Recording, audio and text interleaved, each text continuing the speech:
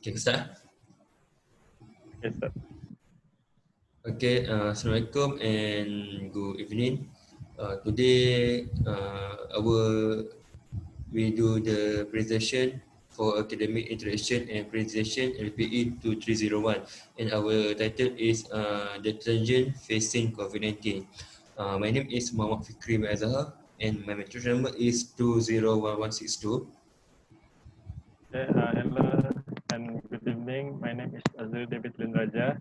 My matric number is 204369. Okay, this is our title, the challenges in facing COVID-19.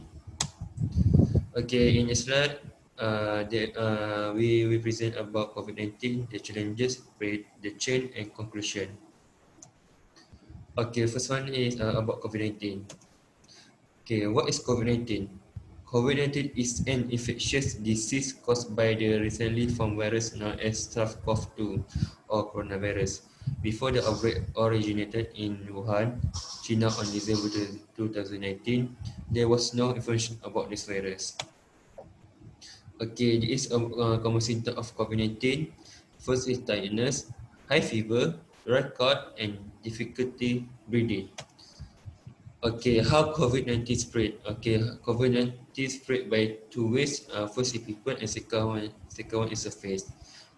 So you can see how the COVID-19 spread. Okay, this our focus today is the challenges. Okay, the challenges that we are facing during the pandemic. We focus on two community. The first one is foreigner, and the second one is business. Okay, each graph that show the total new case, recovered case, and death reported daily from March 10 to March 31, 2002. The graph based on the people that infected with COVID-19 in Malaysia. Okay, this our focus, challenges faced by the community. Okay, I will explain about challenges to the frontliner. Okay, the first one is high percentage to be infected.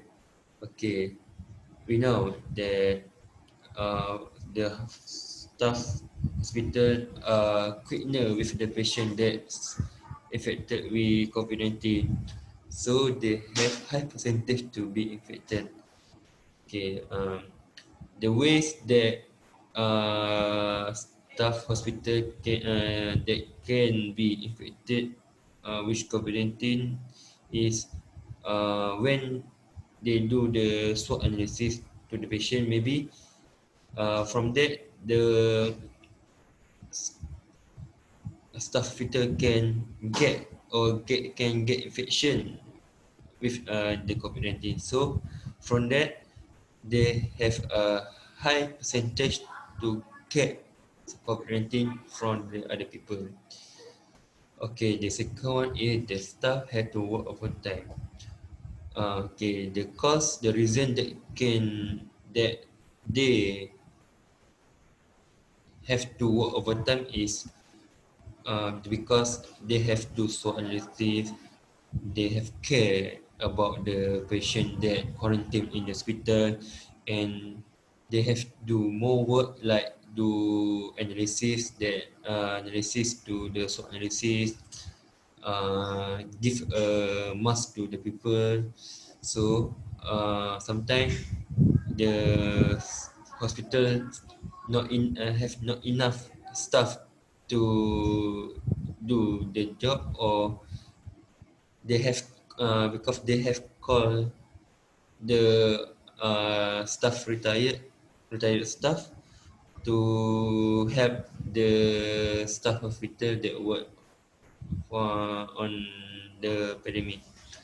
Okay, so from that we can see they have so tired when do the job. Sometimes they have work for 18 hours and 20 hours because they have do work more before this. Okay, that's all for me. Now I will pass to my friend. Okay, so I will continue about challenges faced by the community. So this is the challenges to all the businesses in the Malaysia. So the sudden enforcement of the MCO by the government put various business sector in jeopardy. So according to uh, Ambeng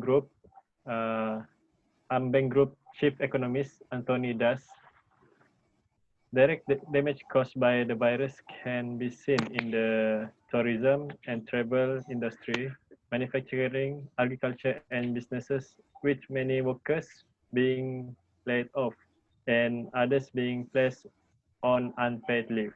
So the first closure of small businesses, mainly small and medium-sized enterprise and services, could probably lead to permanent shutdowns and many losing their job, as well as individuals going bankrupt. So as we can see, the challenge uh, that given by the pandemic is workforce loses their work.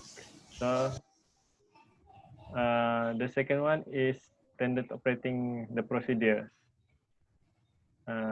Okay, the owner of business need to comply the SOP such as social distancing and recording the temperature, and also fill up the form with write the customer name, their address, their temperature. Okay, so if the owners do not comply the SOP, the business can be closed and will affect the business's income.